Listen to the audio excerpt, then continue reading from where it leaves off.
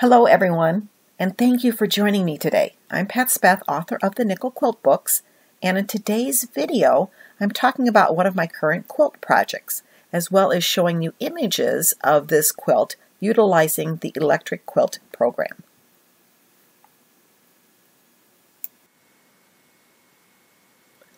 Hello everyone. One of the current projects I'm working on is an ocean waves quilt, and I'm calling my version Catch a Wave. I'm working right now in electric quilt to show you an image of the quilt because it is not done. It's far from being done. I'm still piecing on it. And this quilt is a quilt that I've always wanted to make. The ocean waves block has always intrigued me. I've always wanted to make it.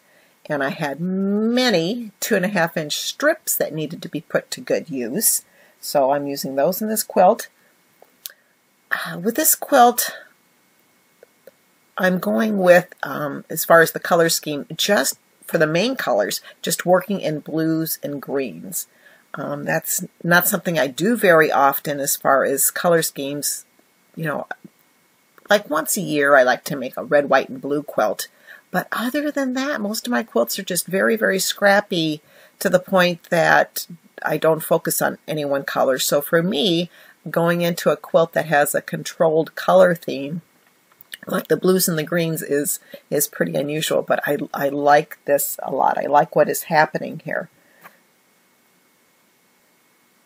To give you a closer look of the block, I'm going to go ahead and zoom in on that for you, going to the sketchbook, going to blocks, grabbing the block I'm working with, going over to color. Okay, so this is, I'll bring it more towards the center of the screen. This is the ocean waves block I'm working with.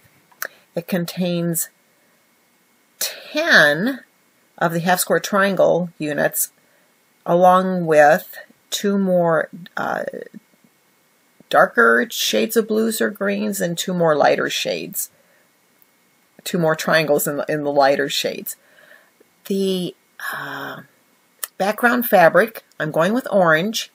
I'm going with 2 different oranges, a darker one and a lighter one. And I chose that to add some more interest to the quilt, plus the fact I consider myself long arm challenged.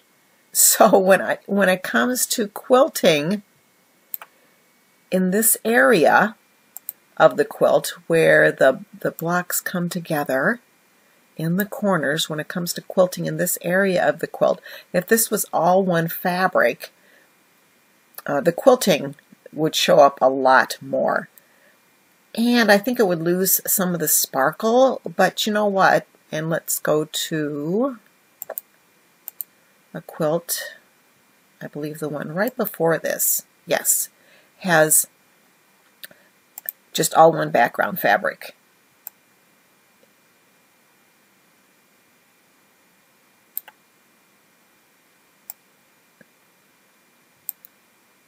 There we go. Now it's in the center of the screen. Okay. So if you happen to be pretty good at machine quilting or have a long arm person that does a great job for you, you might want to consider going ahead and leaving this as all one fabric in this area to showcase that machine quilting. But that is not the case for me. So we go back to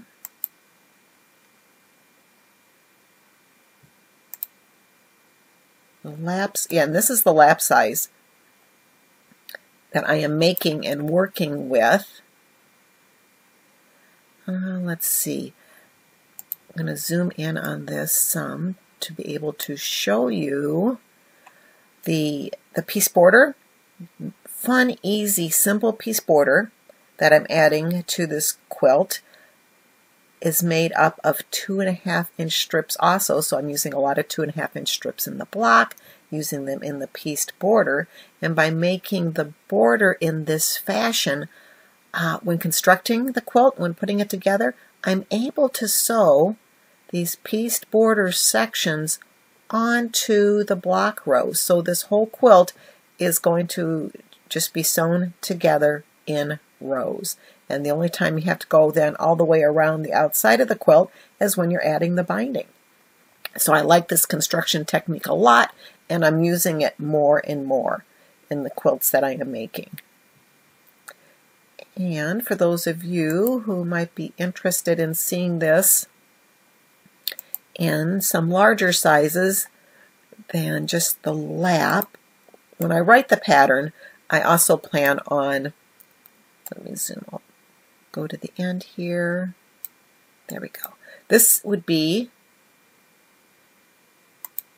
the twin size, and when I write the patterns for this, I'm going to, besides the lap size, also include material and cutting information for 2 other sizes, and one of the sizes would be the twin size.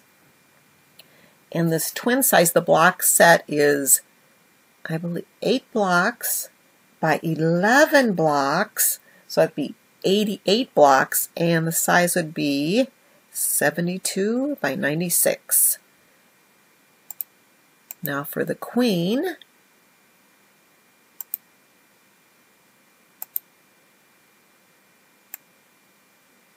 there's the queen size right there, and the block set on that, 12 blocks across, 12 blocks down, so that's 144 blocks, and that would, the size would be 104 inches by 104 inches, which is a generous queen, so you could almost call this a queen/king if you wanted to, but you know, all the sizes look great. I love the fabric combination. So this is one of my current projects, and has this possibly inspired you to dig into some of your 2.5-inch strips? I hope so, and until I post again, have fun making your quilts.